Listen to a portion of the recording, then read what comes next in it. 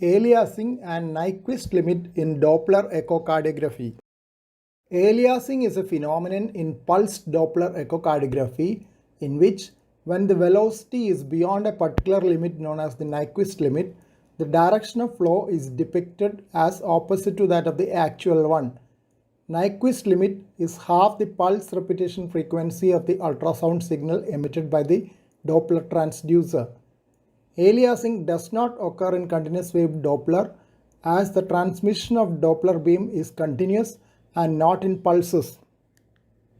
High pulse repetition frequency Doppler recording showing aortic regurgitation jet above the baseline with a cutoff at the upper end and a wraparound seen below the baseline.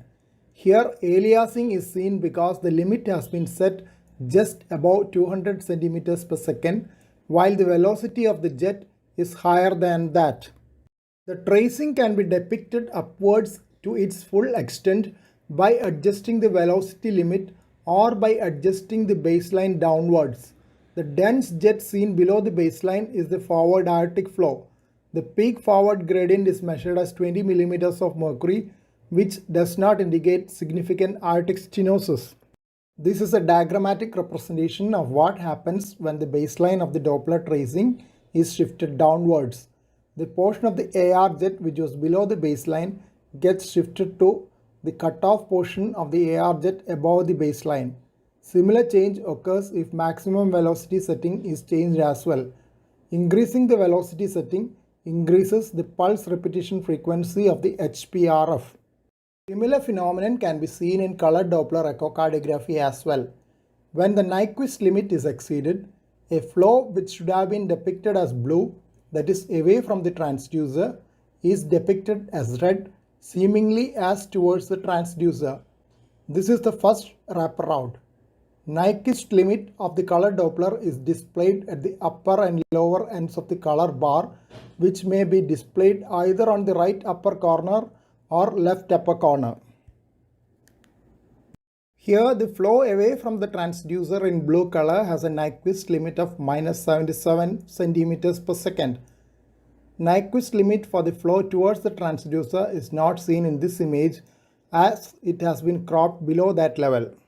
When the Nyquist limit is exceeded twice, the color again shifts back to the original color. This is known as second wraparound. In this image, the color bar is displayed on the left upper corner. Obviously, this is from a different machine. Both flow away from the transducer and towards the transducer has a Nyquist limit of 75 cm per second. Nyquist limits are different for color Doppler and HPRF Doppler even during a single imaging session.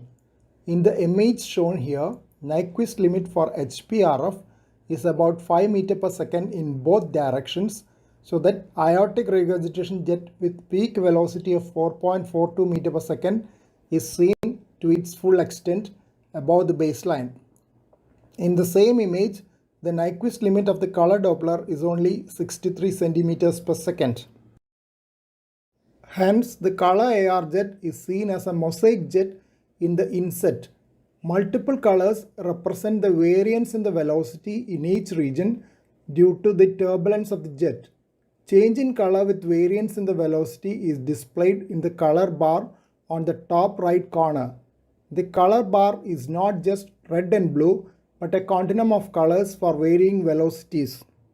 Aliasing may not be displayed if the jet is not seen fully, as in this case with trivial aortic regurgitation. Here the velocity limit above the baseline is about 3 meter per second. That would correspond to a gradient of 36 millimeters of mercury, which is not what is expected for a usual AR jet. In the previous image, AR jet velocity was 4.42 meter per second, which corresponded to a gradient of 78.14 millimeters of mercury. Aliasing velocity and Nyquist limit will be much lower in case of pulsed Doppler. That is why only HPRF is used for high velocity jets.